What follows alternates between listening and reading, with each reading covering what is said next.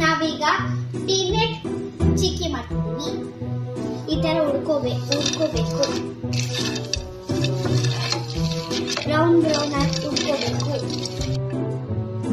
ಈಗ ಇದಾಗಿದೆ, ನಾನು ಈಗ ಸ್ಟವ್ ಆಫ್ ಮಾಡಬೇಕು.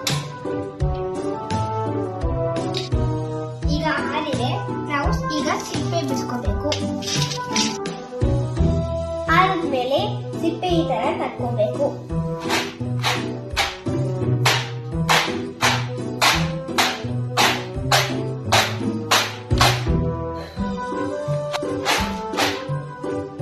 ಈಗ ಸಿಪ್ಪೆ ಬಿಡಿಸಾಗಿದೆ, ನಾವು ನೆಕ್ಸ್ಟ್ ಬೆಲ್ಲದ ಪಾಕ ಮಾಡೋಣ. ಈಗ ನಾವು ಪಲ್ಸ್ ಮಾಡಿದ್ದೀವಿ. ಒಂದೆಲೆ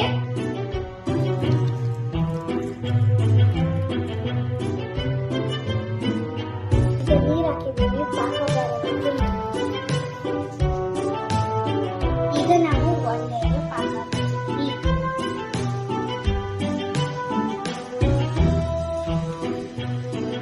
ಈ ಪಾಕನ ಪೌಡರ್ಗೆ ಹಾಕಬೇಕು.